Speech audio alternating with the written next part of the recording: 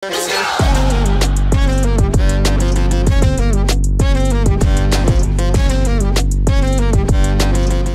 হবে এখন? স্কুলে এই যে উপরের যে ফ্রিজার সেকশনটা আছে এই সেকশনটাকে আপনি নরমাল হিসেবে ইউজ করতে পারবেন। 4 ঘন্টা মিনিমাম কিচ্ছু রাখা যাবে না। আর কত কি বলে গেল যে মানে এটা করা যাবে না, ওটা করা যাবে না, এইভাবে রাখবে, এটা মেনটেন করবে। সুন্দর একটা সকালে সুন্দর একটা এরকম লিকার চা দিয়ে আজকের ব্লগটা এখান থেকে স্টার্ট করছি। আশা করি তোমরা সবাই ভালো আছো, আমরাও ভালো আছি। আর আজকে দেখতে পাচ্ছ এখানে ফ্রিজটা আছে, ইলেকট্রিকের লাইনটা অনেকটা কমপ্লিট হয়েছে। আর আজকে কোম্পানি থেকে ফোন করেছিল এই মাত্র 10টা বাজে যেহেতু, আর বলেছে যে আজকেই সেট করতে আসবে, তো তার জন্য ওয়েট করছি কখন আসবে। তো সকালে ব্রেকফাস্ট করার পর অনেক কিছু কাজ করছে আর ফাইনালি কিন্তু এখন আমাদের ফ্রিজটা ঠিক করতে মিস্ত্রি চলে এসছে। তো চলো বাইরের দিকে যাওয়া যাক, দেখি ফ্রিজটা কিভাবে ঠিক করছে আর কাটাচ্ছে। খুব এক্সাইটেড কিন্তু। আর তোমার দাদা হয়ে গেছে নিচে। কি হবে এখন? ফ্রিজ খুলবে? চলে এসছে, মজা লাগছে। এবার দেখতে পাবি তো।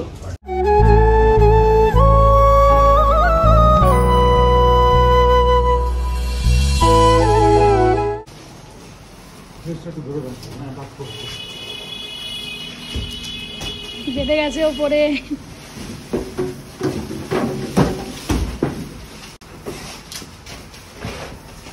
ফাইনালি ওপেন হয়ে গেছে। তো সামনের লুকটা স্ক্র্যাচ করেছে। হ্যাঁ, এর উপরে একটা প্লাস্টিক কোটিং দেওয়া আছে।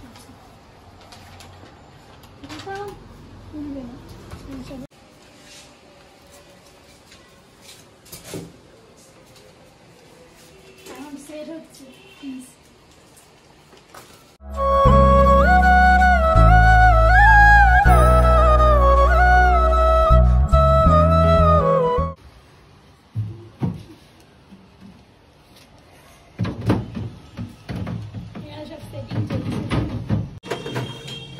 বরফ জমাতে গেলে এর মধ্যে জল দেবে না, এটা ধুয়ে নেবেন ভালো করে। এটা এর মধ্যে জল দেবে, এই জায়গাটা গেল বরফ বের করার সময় এই ট্রেতে বরফ করবে।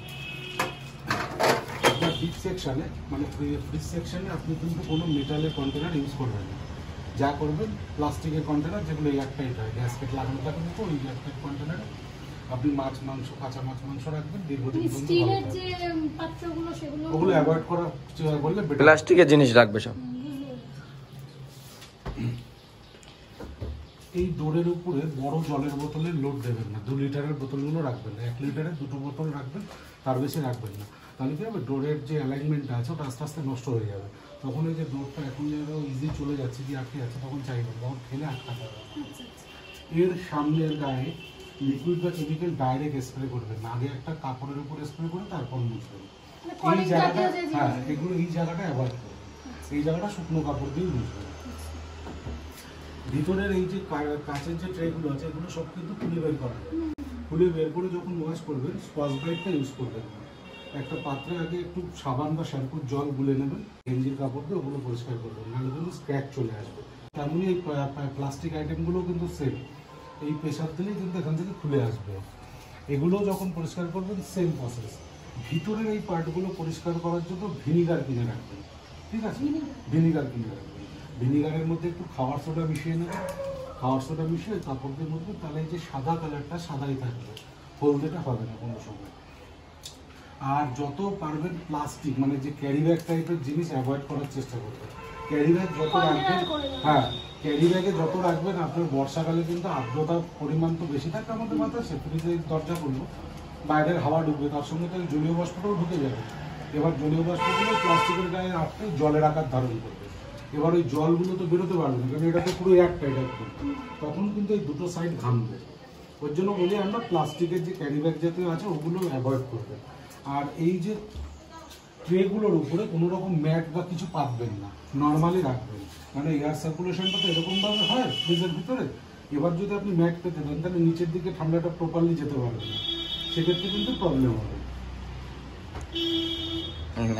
এইবার দেখুন এই যে ফ্রিজার কনভার্টিবল আছে, ঠিক আছে? কনভার্টিবল মিনস হচ্ছে, ধরুন আমার বাড়িতে প্রচুর আত্মীয় স্বজন এসছে, আমি বাড়িতে রান্না করা খাবারগুলো রাখবো, রান্না করা খাবার নিশ্চয়ই আমি আইস সঙ্গে রাখবো না। এবার সেক্ষেত্রে এই যে উপরের যে ফ্রিজার সেকশনটা আছে এই সেকশনটাকে আপনি নর্মাল হিসেবে ইউজ করতে পারবেন। তার জন্য এই যে এই বটনটা এই যে চেপে রাখতে হবে, চেপে রাখলে অটোমেটিক বাড়বে। এই দেখুন নরমাল হয়ে গেল, 3 ডিগ্রি টোটালটাই নরমাল হয়ে গেল, টোটালটাই এখন নরমাল হয়ে গেল। আবার এটা বন্ধ করার জন্য এই চেপে ধরে রাখতে হবে। দেখুন লাইটটা ব্লিঙ্ক হচ্ছে, -18 হয়ে গেল, নিচেরটা 3 ডিগ্রি আছে। এই যে এক্সপ্রেস ফ্রিজ বলতে এক্সপ্রেস যখন আমার ধরুন বাড়িতে কোনো দুধ জাতীয় প্রোডাক্ট আমি তৈরি করেছি, ঠিক আছে, সেইগুলোকে আমার খুব তাড়াতাড়ি ঠান্ডা করে নিতে হবে, তাড়াতাড়ি ঠান্ডা হয়ে যাবে, আবার ওটা নরমাল জায়গায় চলে যাবে। ঠিক আছে, এইবার আপনাদের কি এলজির কোনো ফোন আছে? না, এলজির ফোন না থাকলেও হবে, আপনাদের বাড়িতে তো ওয়াইফাই আছে। হ্যাঁ, সেটা ঠিক আছে, সেটার জন্য ঠিক আছে। পুরো খালি থাকবে প্রথম 4 ঘন্টা। একটা দিন না ঢোকালেই হবে, ঠিক আছে, 4 ঘন্টা যখন চালাবে 4 ঘন্টা পুরো একদম ফ্রি চলবে, তারপরে আপনি খাবার দাবার যা কিছু ঢোকান, কোনো অসুবিধা নেই। আর প্রথম 1 সপ্তাহ 10 দিন কিন্তু দুটো সাইড একটু বুঝে, তার কারণ হচ্ছে আগে যে পিছনে দেখছিলেন লোহার জালির মতন দেওয়া থাকতো, আমাদের বলে কনডেন্সার, ওই কনডেন্সার এখন কিন্তু 2 সাইডে অ্যাটাচ করে দেওয়া হয়েছে, এই জন্য দুটো সাইডে একটু বুঝে। এটাই প্রথম 1 সপ্তাহ 10 দিন বুঝতে পারবেন, তারপরে যে বুঝতে পারবেন। এখন বাজে 3টে, আর ফ্রিজটাই মাত্র সেট করে চলে গেল। তারপরে আমি স্নান টান করে মাত্র উপরে ফ্রেশ হয়ে উপরে আসলাম, আর এখন করব দুপুরের লাঞ্চ 3টের সময়। তো চলো লাঞ্চটা করে নিই, খিদে পেয়ে গেছে, তাড়াতাড়ি দাও।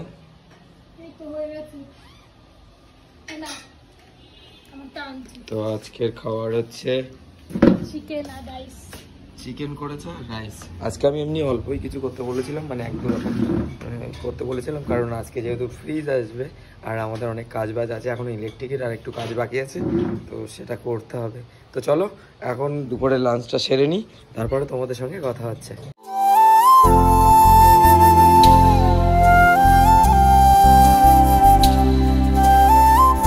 তো এখানে আমার চা করা হয়ে গেছে, দুপুরবেলা রেস্ট নিচ্ছিলাম, আর তারপরে একটু চা করলাম ওর জন্য।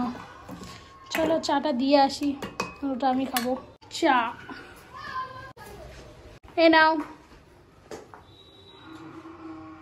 মানে এই ঠান্ডা গরমে আমার একটু ঠান্ডা লেগেছে, গলার ভয়েস শুনে তো বুঝতেই পারছো। তো তুমি এখানে বসেছিলে বলে ভাবলাম একটু চা করে নিয়ে আসি। বলছি এই সোনা আসবে না? হ্যাঁ আসবে তো, আমার ফোন করেছিল, কিছুক্ষণের মধ্যে চলে আসবে, কাজ বাজ করবে, আর তারপর ফ্রিজটা আবার চলবে। তুমি চা খাবে না? চা, ও হ্যাঁ চাটা গল্প করতে গিয়ে ভুলে গেছি যে আমার চাটা রয়েছে। সোনা এক্ষুনি আসবে তো, হচ্ছে ফ্রিজটা খোলার পর সত্যি আমার ভীষণ ভালো লাগছে, কিন্তু দুঃখের বিষয় বলেছে যে আজকে কিছু একটু রাখবে না ফ্রিজে। 4 ঘন্টা মিনিমাম কিচ্ছু রাখা যাবে না। আর কত কি বলে গেল যে মানে এটা করা যাবে না, ওটা করা যাবে না, এইভাবে রাখবে, এটা মেনটেন করবে। কজনের হয় আর কদিনই বা হয়? 6 মাস মেনটেন হবে, তারপরে সব ঘরে ঢুকছে ওর মধ্যে। আমি যেন ফ্রিজে মানে ওইসব ঢোকাতে বারণ করছি বলে আবার এখন আর বাড়িতে একটা লোক এসছে, তার কাছ থেকে আবার কন্টেনার নিলাম, প্লাস্টিক ঢোকাতে বলেছে বলে। তো এগুলো তো বলে রেখেছে, তোমরা এখন এটা ধরে রেখে দাও, আর ও যখন হাবড়াতে যাবে তখন একদম শিওর আবার নতুন নতুন জিনিস দেখবে, সেগুলোই আমাকে কিনে দিতে হবে। কথা শুধু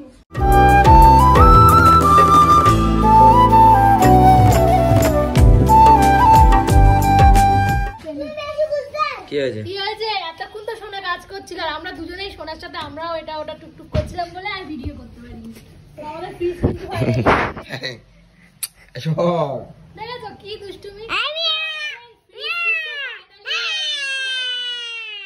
তো এখানটা 4 ঘন্টার আগে খোলা যাবে না বলেছে, আর তোমাদেরকে দেখাচ্ছি ভালোভাবে কেমন কি। খোলো। ওরে বাবা, তো ফাইনালি আমাদের ফ্রিজ কিন্তু তো দেখতে পাচ্ছ হালকা ঠান্ডা। তা ঠিক আছে, এবার বন্ধ করে দাও। তো ফাইনালি ফ্রিজের কাজ কমপ্লিট হলো, মানে ইলেকট্রিকের যেগুলো প্রবলেম ছিল সেই প্রবলেমগুলো মিটে গেছে। দেন এখন 4 ঘন্টার জন্য ওটা এখন চার্জে বসানো আছে, মানে 4 ঘন্টা চলবে, ওর মধ্যে কিছু দেওয়া যাবে না। কি করছো? চোখটা চুলকাচ্ছে কেন? তো চলো এখন আমি একটু বাইরে যাব চাটা খেতে, কারণ ভালো লাগছে না, সারাদিন ধরেই বাড়ি ছিলাম আর শরীরটাও খারাপ। ঠিক আছে নাও। তো গাইজ বাড়ি এসে ভিডিও এডিটিং করছিলাম এতক্ষণ ধরে, সেই ভিডিওটা ফেসবুকে আপলোড হয়ে গেছে, কালকে সকাল 8টায় আসবে। দেন এখন কিন্তু রাতে ডিনার করব। তো রান্না কত দূর? তো অলমোস্ট কিন্তু 11টা 11:30 বাজতে যায়, আর আমি এতক্ষণ ধরে ভিডিও এডিটিং করছিলাম। আর তো চলো এখন করব রাতের ডিনার, তারপরে ভিডিওটা শেষ করতে হবে। আর ফ্রিজটা খুলে একবার দেখা যাক, যদিও এর মধ্যে এখন কিচ্ছু নেই, কিন্তু -18 ডিগ্রিতে কিন্তু এখন এর মধ্যে একটা দেখতে পাচ্ছ মানে দার্জিলিং। হ্যাঁ এটা ফিল করতে কেমন লাগছে, ডিপটা খুলছে আর এটা ধোয়ার মতো। হ্যাঁ এই ধোয়ার মতো বার হচ্ছে, আর এটা দার্জিলিং এর মতো হয়েছে -18 ডিগ্রি। নতুন জিনিস কিনলে না এটাই হয়, বারবার এসে এসে সেটা দেখতে ইচ্ছা। তো এইমাত্র ডিনারটা কমপ্লিট করে নিচে থেকে ফ্রেশ হয়ে উপরে আসলাম, আর লিসা এই দিকটায় এখন মশারি টশারি টাঙাবে। আর চলো, তো আজকের ভিডিওটা এখানেই শেষ করছি। আর আজকের ভিডিওটা তোমাদের কেমন লেগেছে অবশ্যই লাইক কমেন্ট শেয়ার করে জানিয়ে দিও। চ্যানেলে নতুন হয়ে থাকলে এখনই গিয়ে চ্যানেলটাকে সাবস্ক্রাইব করে আমার একজন ফ্যামিলি মেম্বার হয়ে যাও। তো টাটা বাই বাই, দেখা হচ্ছে নেক্সট কোনো ফ্রেন্ড ব্লগে। Love you guys, good night, tata bye by.